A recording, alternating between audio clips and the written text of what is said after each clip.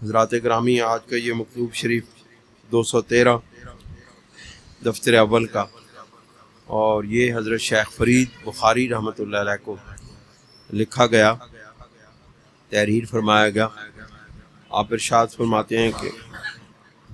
اللہ تعالیٰ نے ارشاد فرمایا حل جزاء الاحسان الا الاحسان،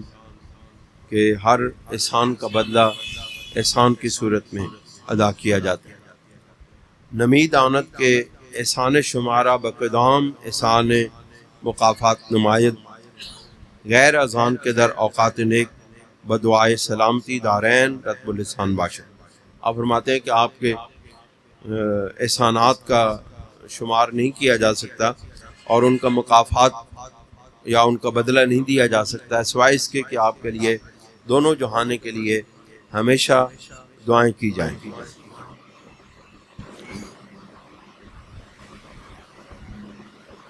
آپ فرماتے ہیں کہ اگر در نقابت و نجابت دستگاہ خلاصہ مواعظ و زبدہ نصاح اختلاط و نبسات باہل تدین و ارباب تشرع است۔ آپ فرماتے ہیں کہ اے نقابت و نجابت والے، یعنی کہ اے بزرگی والے اور اے دونوں اطراف سے، والدین کی طرف سے بھی نیک اور پارسا سادات میں سے تھے، فرماتے ہیں کہ جتنے بھی نصیحتیں کی گئی ہیں یا جتنی بھی نصیحتیں موجود ہیں یا جتنے مواعظ موجود ہیں، ان سب کا خلاصہ یہ ہے کہ اہل تدین یعنی دینداروں کے ساتھ اور ارباب تشرع یعنی شریعت پر چلنے والوں کے ساتھ اختلاط و انبساط رکھا جائے، یعنی ان کے ساتھ ملا جلا جائے، ان کے ساتھ بیٹھا جائے، ان کی صحبت اختیار کی جائے۔ پھر فرماتے ہیں کہ یہ تدین یعنی دینداری اور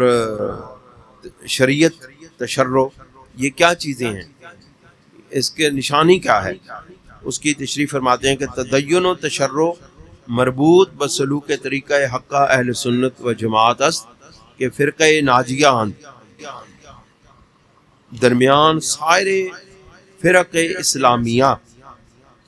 آپ فرماتے ہیں کہ دینداری اور شریعت پر چلنا یہ سلوک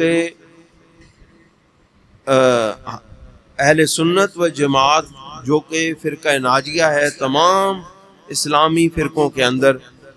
نجات اخروی پانے والا، آخرت میں نجات پانے والا جو گروہ ہے وہ اہل سنت و جماعت کا ہے، اور ان کے طریقہ سلوک پر چلنے کا نام تدین یعنی دینداری اور تشرع اور شریعت پر عملداری کرنا۔ آپ فرماتے ہیں کہ نجات بے مطابقت ان بزرگواران محال است، ان بزرگوں، ان خواجگان طریقت نقشبندیہ، مجددیہ اور دیگر سلاسل طریقت کے بزرگوں کی مطابعت کے بغیر، ان کی پیروی کے بغیر، ان کے پیچھے چلنے کے بغیر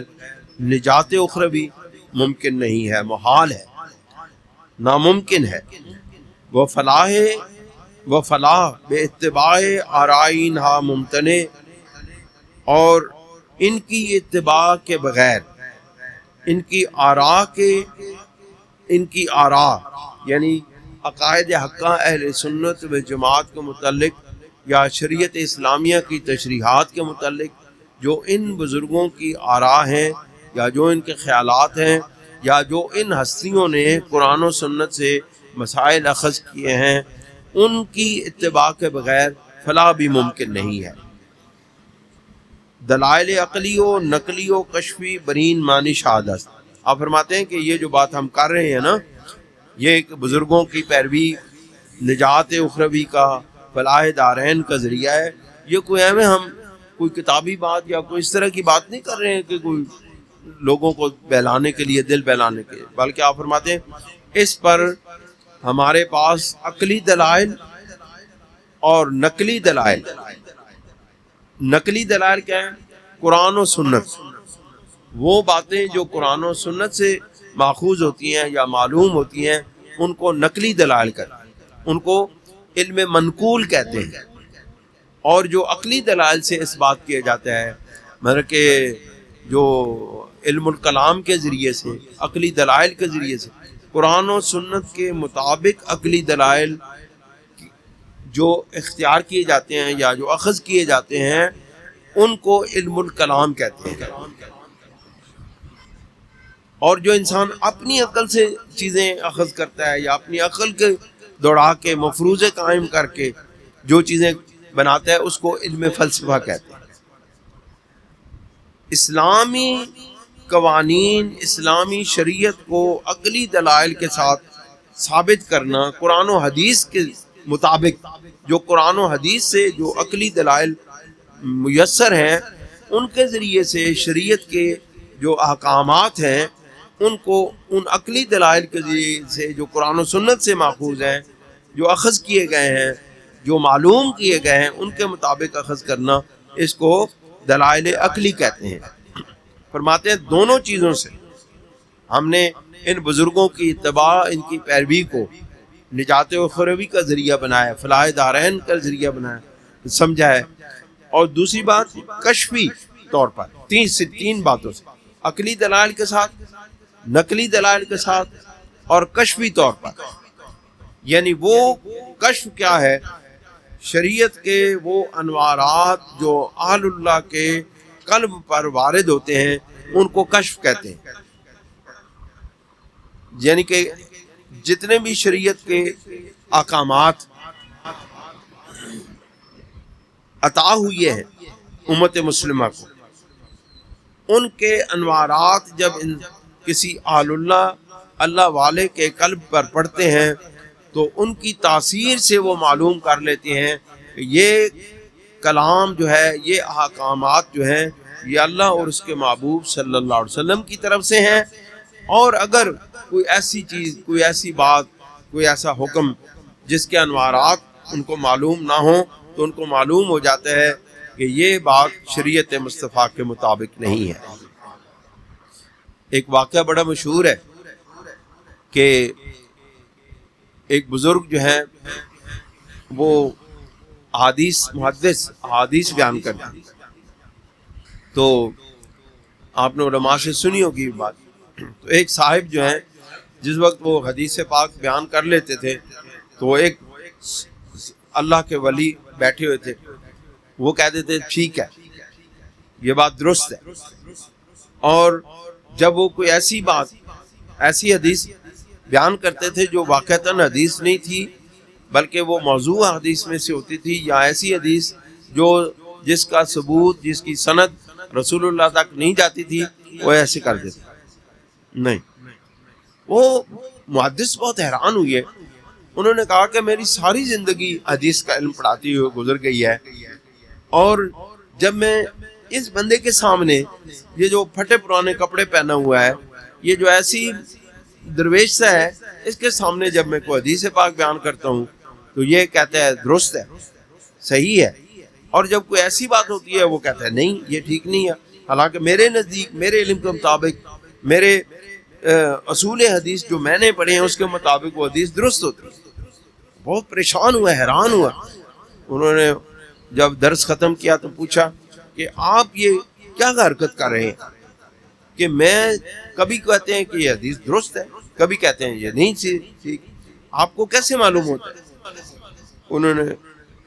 پہلے تو انہوں نے ذات العال سے کام لیا کہ نہیں بس ایسے ہی میں کہہ رہا تھا۔ انہوں نے کہا نہیں آپ کو مجھے بتانا پڑے گا، میں بڑا پریشان ہو گیا ہوں، میں نے اصول حدیث پڑھے ہیں، ساری زندگی حدیث پڑھائی ہے، اور آج میرے ساتھ یہ انوکھا واقعہ پیش ہے۔ جب وہ نہیں رہا تو انہوں نے کہا کہ جس وقت تم حدیث بیان کرتے ہو تو سرکار دو عالم صلی اللہ علیہ وسلم کے اور میرے درمیان جو حجابات حائل ہیں وہ ختم ہو جاتے ہیں، اور جس وقت سرکار کی طرف سے اس حدیث پر خوشی کا اظہار ہوتا ہے تو میں کہتا ہوں یہ حدیث درست ہے، اور جس حدیث پر آپ علیہ الصلوۃ والسلام خوشی کا اظہار نہیں کرتے میں کہہ دیتا ہوں یہ ٹھیک نہیں ہے۔ بس اتنی سی بات۔ تو یہ اللہ تعالیٰ کے بندوں کو کشفی طور پر احکامات قرآنی اور حدیث کے ذریعے رسول اللہ کے احکامات کا کشفی طور پر علم حاصل ہو جاتا ہے۔ جب یہ تینوں چیزیں اکٹھی ہو جاتی ہیں، عقلی دلائل بھی، نقلی دلائل بھی، کشفی دلائل بھی، تو پھر وہ حکم اتھینٹک ہوتا ہے اور اس کو پھر کوئی شخص اس کی نفی نہیں کر سکتا۔ فرماتے ہیں کہ برین معنی شاہد است، یعنی ان معنی پر یہ بات گواہ ہے کہ احتمال تخلف نہ دارد، کہ اس اب جب تینوں عقلی دلائل، نقلی دلائل، کشفی دلائل جب ہو گئے تو اب اس کے خلاف کرنا یہ ممکن نہیں رہا، اس کا کوئی امکان موجود نہیں۔ اگر معلوم شود کہ شخص برابر دانہ خردلہ از صراط مستقیم ان بزرگواران جدا افتاد است، آپ فرماتے ہیں کہ اگر معلوم ہو جائے کہ کوئی شخص ایک رائی کے دانے کے برابر بھی ان بزرگوں کے صراط مستقیم سے الگ جا پڑا ہے، الگ ہو گیا ہے، صحبت او را سم قاتل باید دانست۔ اب جب معلوم ہو جائے کہ کوئی شخص ان بزرگوں کی پیروی سے جدا ہو گیا ہے، الگ ہو گیا ہے، تو اس کی صحبت کو زہر قاتل کی طرح سمجھنا چاہیے۔ ومجالست او را از او را زہر افعی باید انگاشت، اور اس کی صحبت جو ہے اس کو زہریلے سانپ کی مجالست کی طرح خیال کرنا چاہیے، سمجھنا چاہیے۔ اللہ تعالی ہمیں عمل کی توفیق عطا فرمائے۔ انشاءاللہ العزیز کل اسی مکتوب شریف کا اگلا حصہ، جس میں جو اگلا جو درس ہوگا اس میں جو اب اس طرح جب بیان کیا گیا ہے، اب اس کا نتیجہ کیا نکلا ہے کہ وہ علماء سو جو دنیا دار ہیں ان کی صحبت کے بارے میں حضرت امام ربانی رحمۃ اللہ علیہ کی ارشادات کا جائزہ لیں گے اگلے حصے میں انشاءاللہ۔